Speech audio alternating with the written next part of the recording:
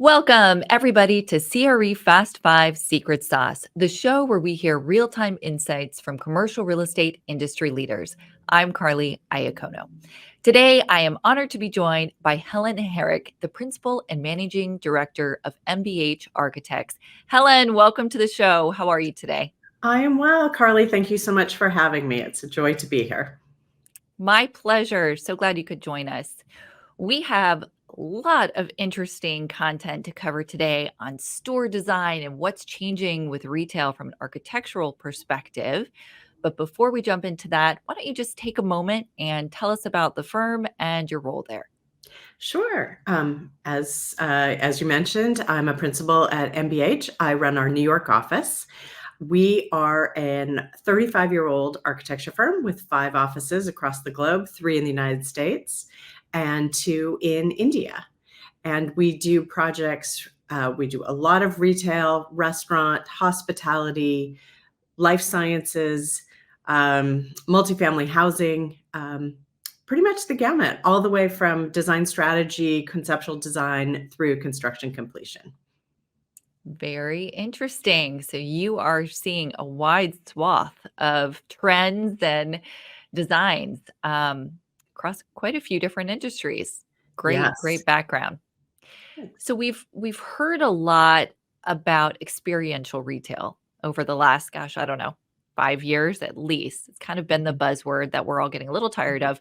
Mhm. But what's the reality of a store design in the balance between experiential and transactional retail? 'Cause at the end of the day, a store in its most pure sense is designed for a purchase or a sale.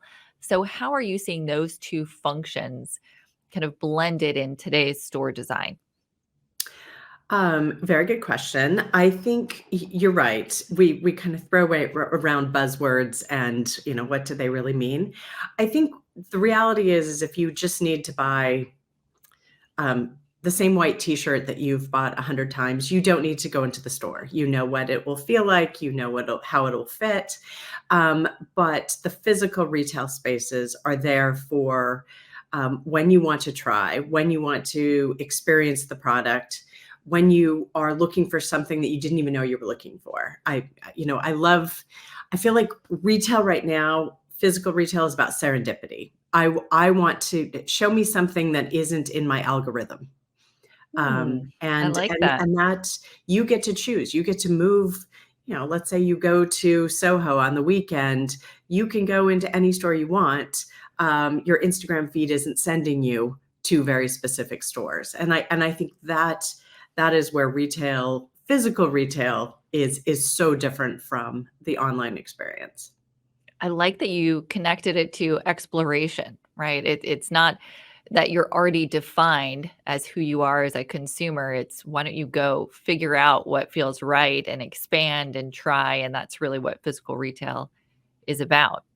Yes. What about retailers that are more necessity based? Call it Target, Walmart, maybe not the Soho clothing adventures of New York, but something just a little more mainstream. Have you seen any changes to those store designs to make the shopping experience maybe not experiential, but a little more interactive?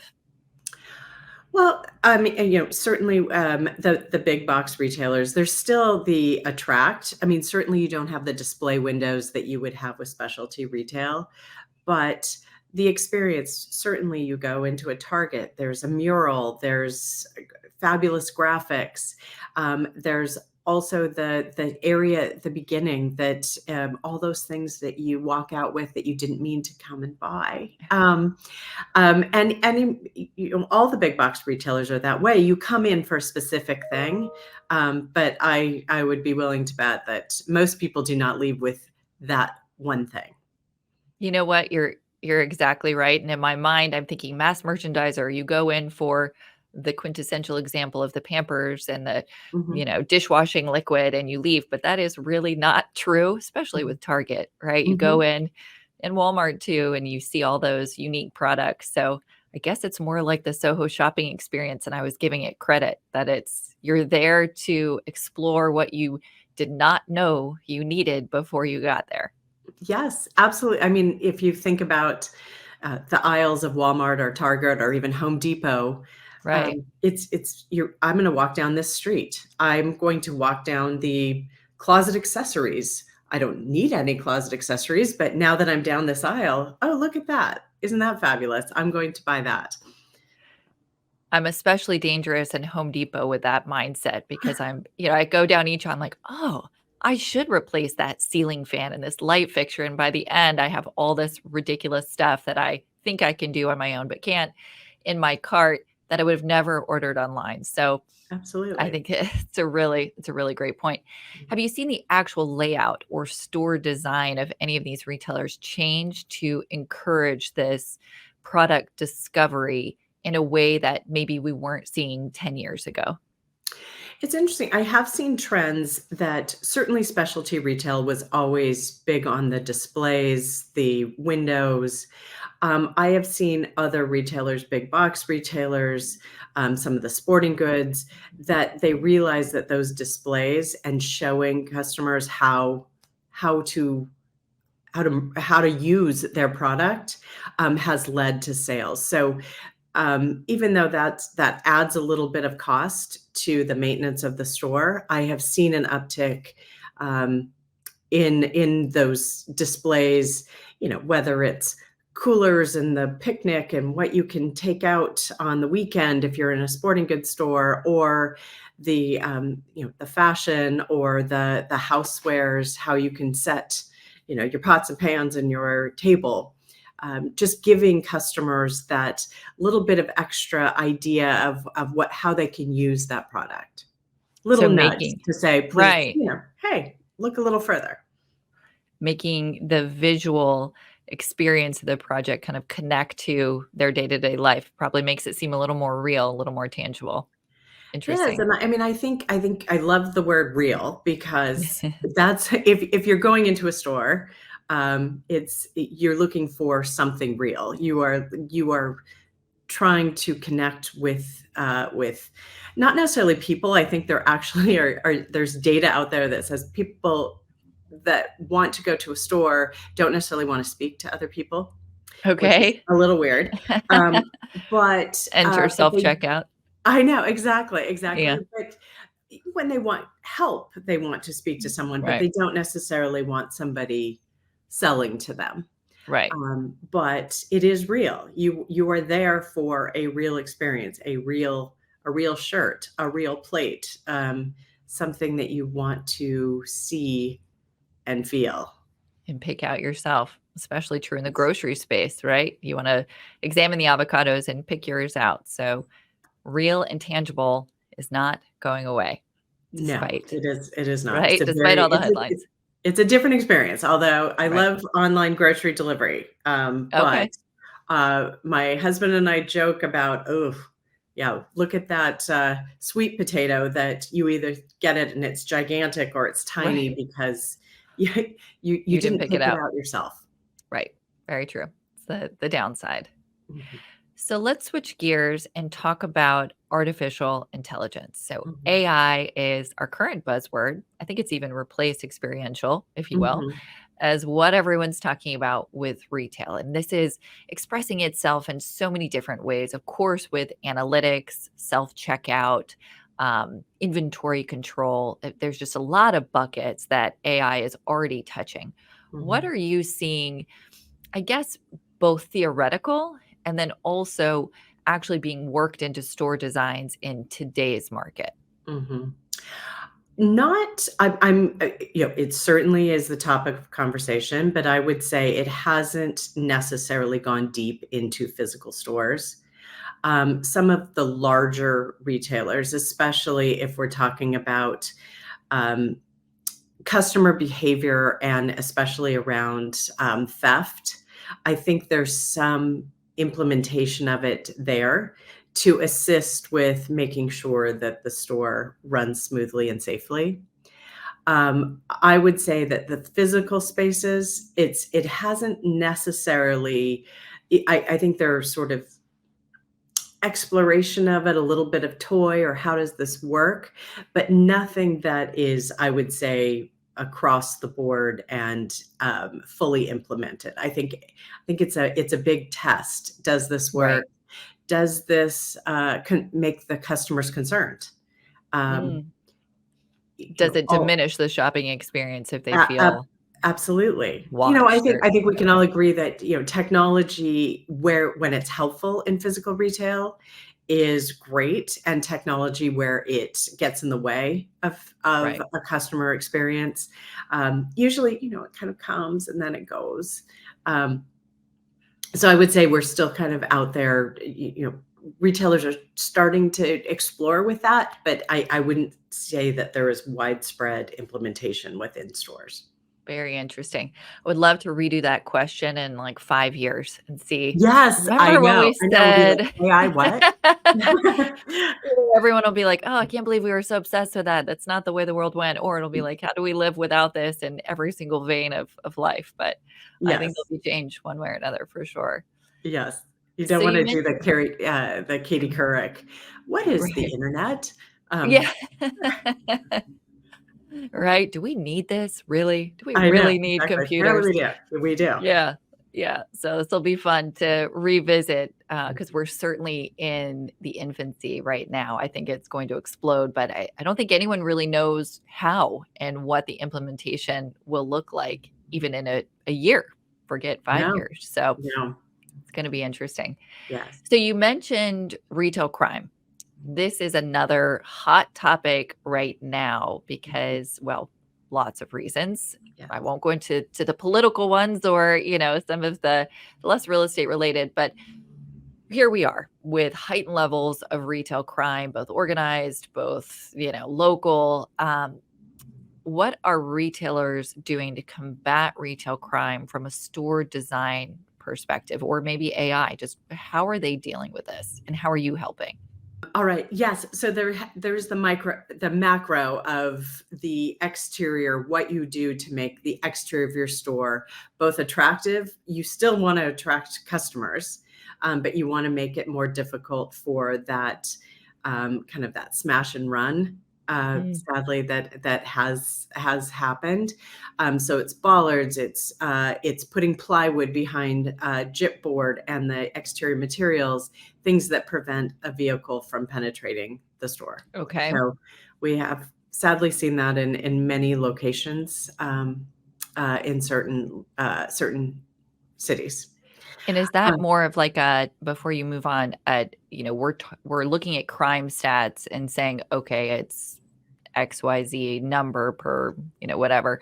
mhm. We need it in this location," or is it becoming sort of commonplace in a retailer's prototype nationally regardless of market?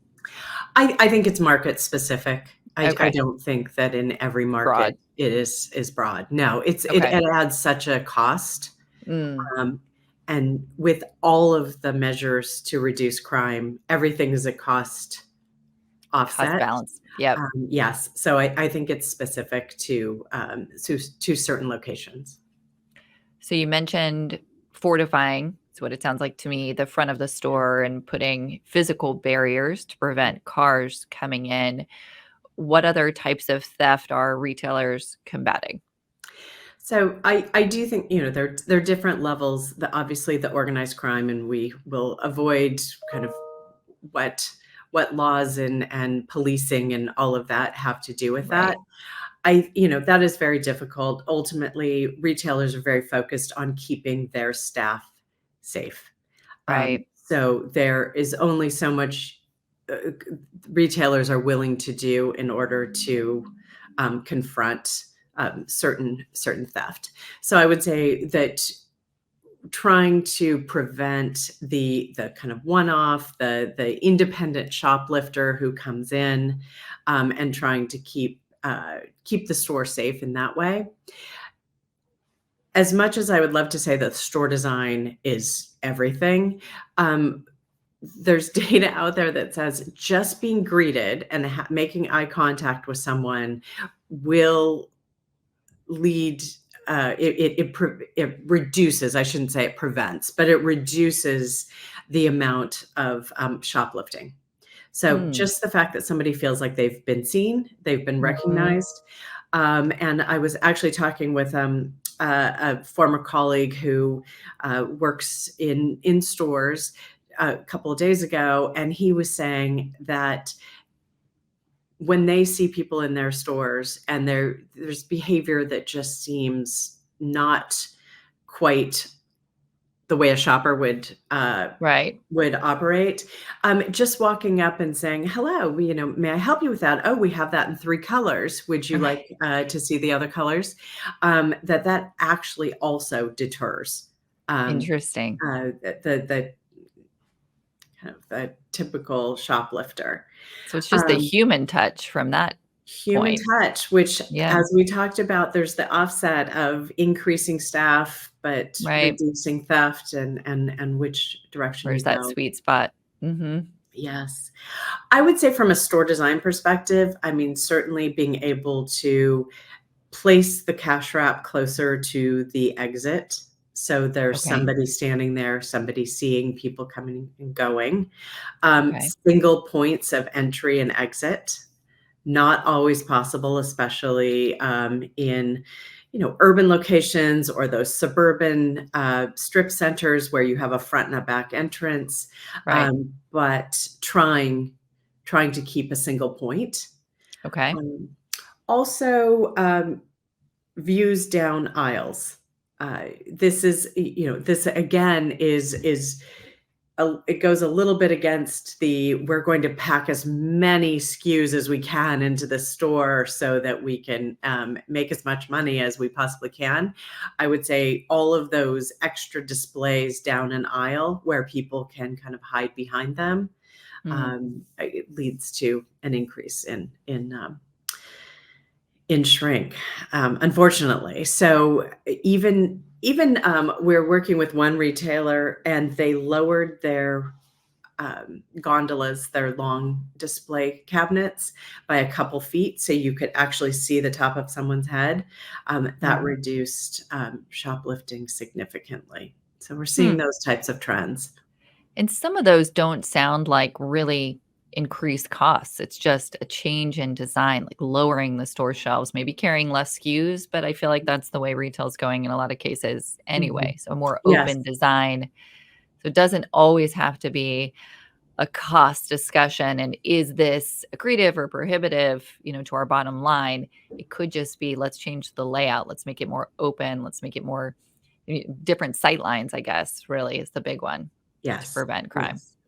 How about lighting? Has there been a focus on increased lighting levels, or is that not really a factor? I think the lighting goes along with the just making sure that everybody in the store is visible. I Okay. I don't think I haven't seen a trend, maybe in some, I mean, big box retailers have lighting, very bright lighting everywhere.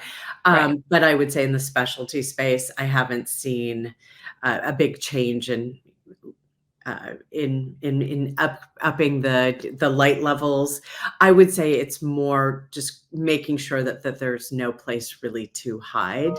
Got it. So and lighting has a part in that, but not a, "Okay, now we're going to do surgery in this store." Right now it's uncomfortable to shop in because it's so Exactly, bright. exactly. Right. That's also a consideration.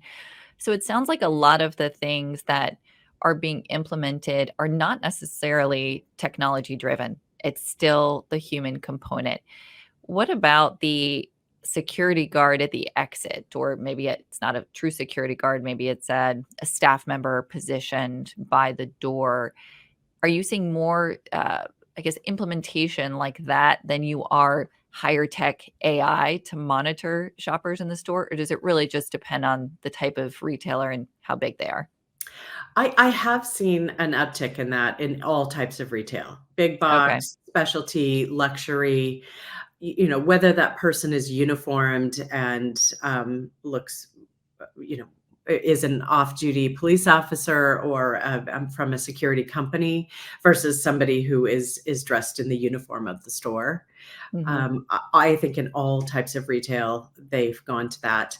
I think, uh, last time we talked, we were talking about, I was working for a bank client, in a very high crime neighborhood, and they had had a couple of robberies, which obviously in a bank is very serious and of great concern. They added a greeter, Mm. and this greeter was not uniformed. It it was a gentleman who was probably in his 70s.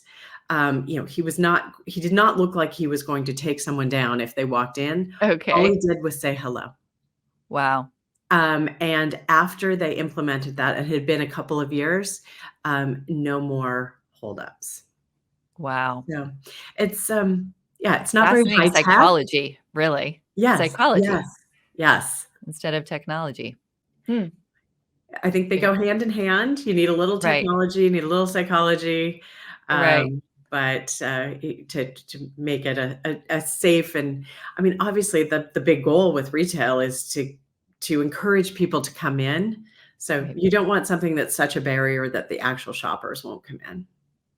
And this is why I think your job is so interesting because you're not hired to, scale out a box and put the shelves here, there, and, fit a space. You are, but that's really just the beginning of it, right? It's how do you make this an inviting shopping experience? How do you minimize crime? How do you integrate technology without breaking the bank to really facilitate a seamless shopping experience that makes people want to be there and explore, which is what you started with.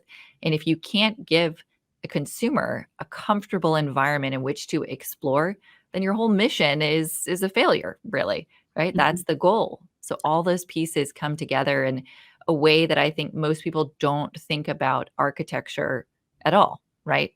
It's not just the actual build out, it's the psychology, the technology, all these other pieces coming together, which makes it so fascinating to me.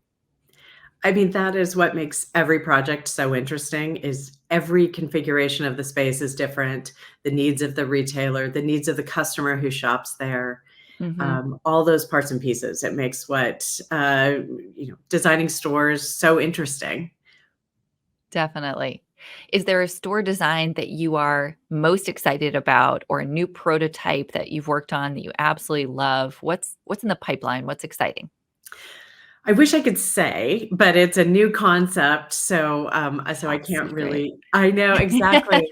I would say just generally, it is, bringing, uh, companies that used to be online only into the physical space and talking with them about what are the pieces that their customers most engage with and are most excited. I love hearing customers for our online to physical retailers talk about um, kind of what they're most excited about. If you read the comments about, oh, I hear XYZ retailer is actually going to have a physical store. I cannot wait to go and try these Right. things. I think it's that excitement. I love, we've gone through different phases of retail, and I think now there's more variety is coming into the market as leases have gotten a little bit shorter. There are some opportunities for companies to try things out. We do a lot of pop-ups. Hmm. I love doing that because it's so quick and there's so much conversation around, okay, our customers buy this online, but what will they buy here in the physical store? And you get to test it. Hmm. And you get to have a lot of fun with the design because it's not forever. How big are quick side question, how big are pop-ups typically? Is this a few hundred square feet that you're working with, or is this a full store that you're kind of beta testing physical retail in?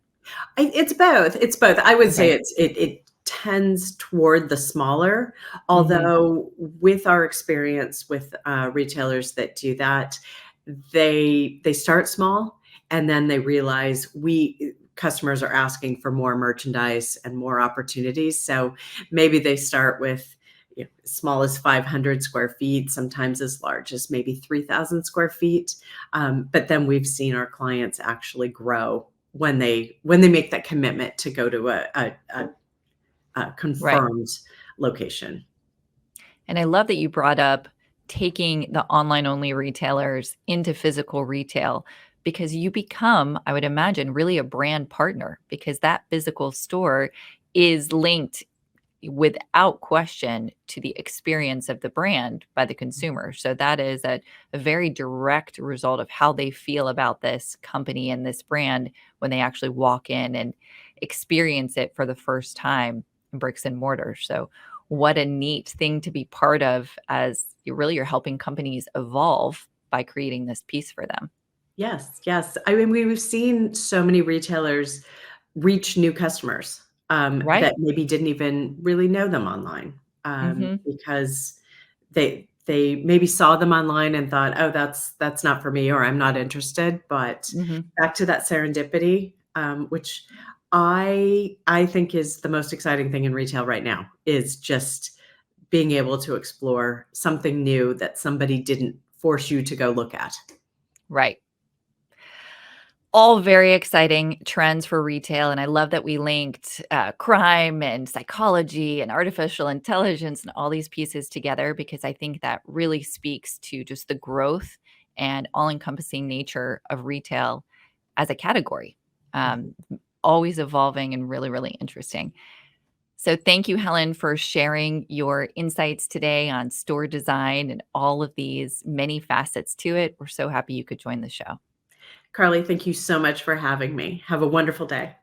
Thank you. And to everyone listening, that was CRE Fast Five Secret Sauce. Thanks for tuning in, and we will see you again very soon. Take care, everyone.